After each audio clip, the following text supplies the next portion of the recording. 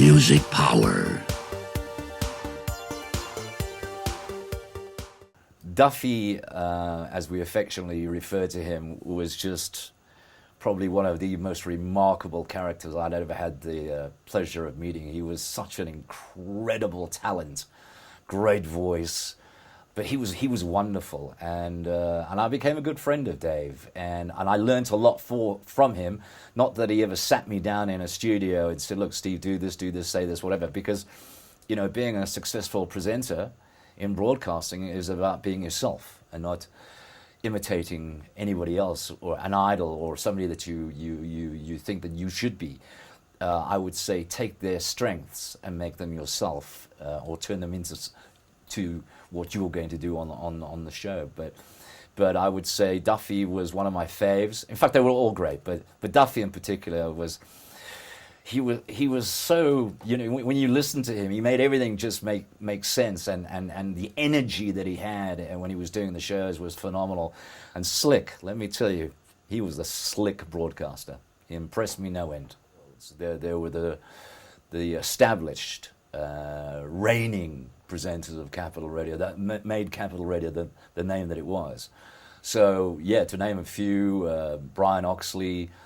Oscar Renzi and I used to play so much pool and drink so much red wine together. He was what a lot of people didn't know. The man with the golden voice. He was a red wine aficionado. He really loved his red wine, and I enjoyed drinking it with him. We also enjoyed a game of pool a lot, and plus we used to play club music together as well. So I had a wonderful relationship with Oscar, and was devastated when he passed away.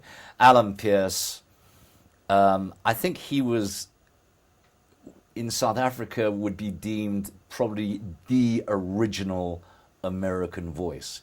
He could make anything sound like you needed it if he was telling you that you did, from a packet of cigarettes to a new motorcycle to whatever it was. He was authentic, but a vast amount of knowledge, and a little off-key, to say in a kind way. He wasn't a full box of chocolates. He was 3 colors short of a rainbow. But he was an amazing talent, and he told wonderful stories. Sometimes forgot where he was at times, but nevertheless, that was the allure of Alan Pierce. Dave Guselli, obviously. Dave, born with his barcode legs, great talents, incredibly humble, and perfect for where he was in the afternoon, certainly, well, mid-morning, certainly with the ladies, but a true professional, and loved football, supported the wrong team. I kept telling him for years that he was a Manchester United fan. But Brian Oxley, Kevin Savage, Darren Scott, a very young Darren Scott, who sounded or cloned himself almost on Kevin Savage, until the day that I think he got told to stop it.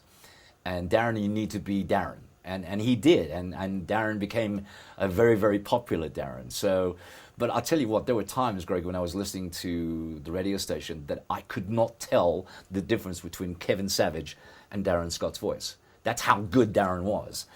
And who else? I mean, not only are we talking about the face of the radio station in terms of presenters, but the staff that were there were amazing. Your Sharon Westcotts. Steve Smith was there as well. I mean, there was a funny video I saw on YouTube of us taking over from one another on the show, and it was done to very, very sort of Benny Hill music. This is what goes on in the studio, cleaning up and handing things, and yeah. So Steve was there, and one of the first to broadcast out of Durban, and I think I was the next one to actually go down in 1990 to the studios in Durban. So we've covered Oscar. There were Ravi Naidu's there. There was a few new. Zach McCooey, who was a young and up-and-coming, aspiring black presenter who we trained. Treasure was there as well. I mean, it's the mind goes blank. I mean, it's such a long time ago to remember everybody, but they all made an impact somehow, some way, somehow. Yeah, for sure.